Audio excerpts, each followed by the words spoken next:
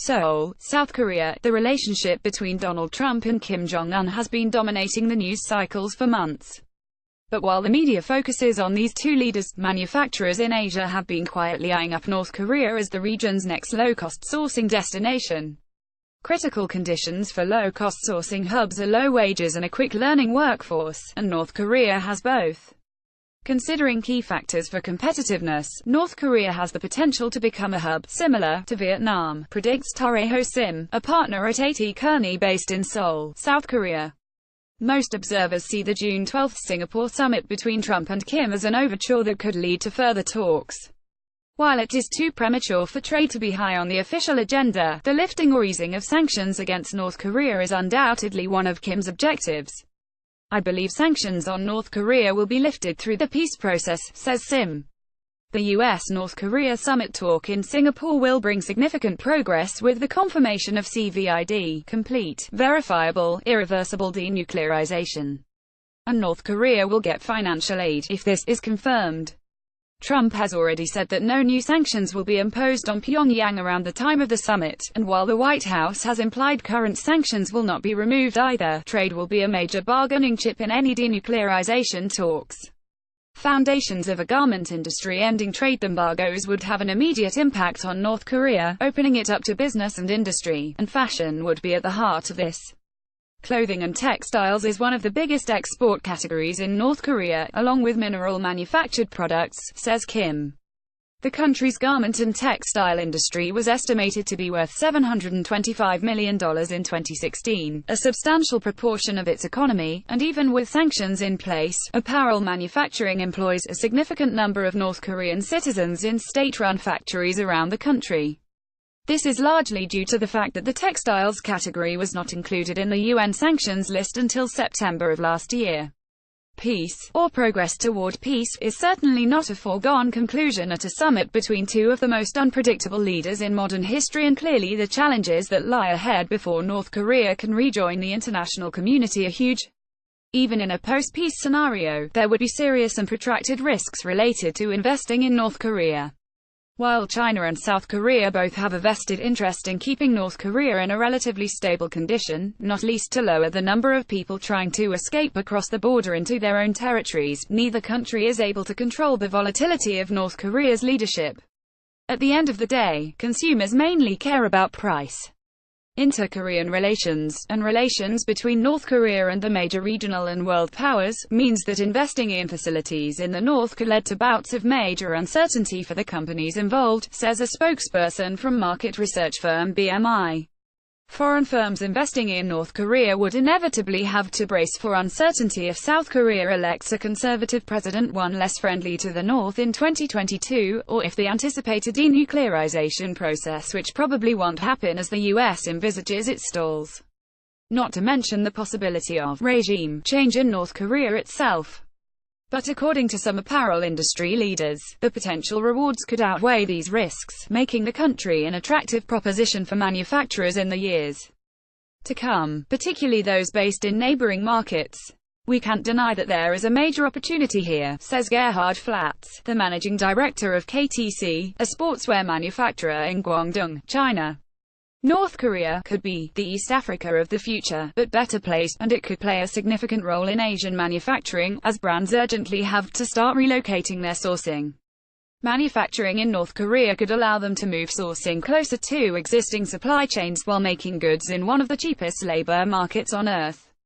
Wages are less than half of what they are in China, and North Korean workers are reported to be more productive than Chinese workers.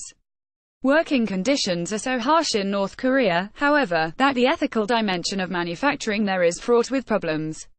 As China focuses on producing more complex, technical garments and Vietnam's labor shortages continue, a reformed North Korean manufacturing sector could solve a number of regional supply chain problems.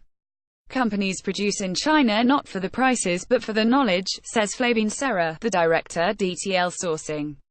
For many years, low-cost industries have had to move from China to countries such as Indonesia and Bangladesh, so the arrival of North Korea on the scene would be welcome and would certainly increase competition between those countries. Flatz likens the potential opening up of North Korea to the apparel industry's move into Myanmar a few years ago. In these countries, the moment sanctions were lifted and duty-free advantages were applied, manufacturing boomed, he says.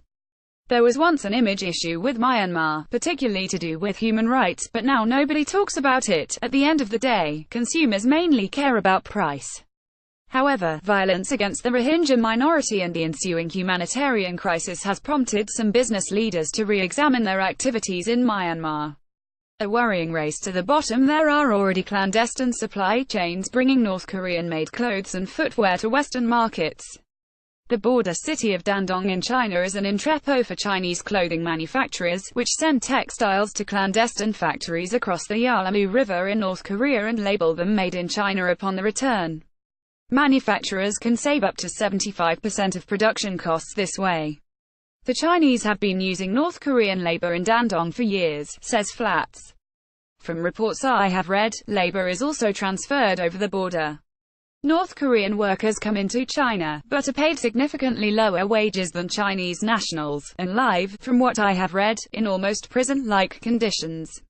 Western brands are rightly worried about human rights issues in North Korea. Less clandestine are the inter-Korean border factories, where South Korean firms have manufactured apparel at sites such as the Kaesong Industrial Park. Hubs such as these, however, have often fallen victim to episodes of inter-Korean tension, and Kaesong was closed early 2016. These existing structures, some legal, some not, suggest that any North Korean factories working openly with major international brands would most likely be run by Chinese or South Korean manufacturers and would realistically become part of their supply chains. I believe it will be the Chinese, not the South Koreans, who will take advantage of North Korea, says Flats. There's already a 4-lane highway going from China to North Korea, and we could easily see a spate of Chinese privately owned factories with North Korean government ties popping up. Juan Perez Carpena, vice president for footwear sourcing at Sears, disagrees. I can see South Korean companies taking the first step to develop the industry as they speak the language, he says. It is simply a matter of time before this happens. I don't see any difference between North Korean manufacturing and other countries with similar characteristics, such as Vietnam in the 1980s. Compelled to upgrade and improve standards, international brands may be wary of openly working with North Korean factories, due to the stigma attached to a country where working conditions have been likened to slave labor by human rights organizations. Both Flats and Perez said they imagine factory conditions in North Korea to be similar to those in northern China 25 to 30 years ago. According to a report by Human Rights Watch, they could be worse. The report claims that the government systematically uses forced labor from ordinary citizens to sustain its economy, and that while those required to work at government-assigned enterprises are theoretically entitled to a salary, they usually are not compensated. Similarly, the treatment of North Korean workers overseas falls short of international labor standards. The only potential positive to this bleak reality of workers' lives is that the hope that potential income from international manufacturing deals could give the government the impetus needed to improve factory working conditions. Western brands are rightly worried about human rights issues in North Korea, says Carpena. So factories will need to comply with all the international requirements of corporate social responsibility. While this all remains entirely speculative, the June summit is a sign that further talks could shed some light on the likelihood of sanctions being lifted. If that does happen, it is becoming increasingly likely that North Korea will start playing a more visible role in Asian apparel manufacturing supply chains. In the end, this is a global circus, says Flats. The people who fail to get into Ethiopia in time will go to North Korea.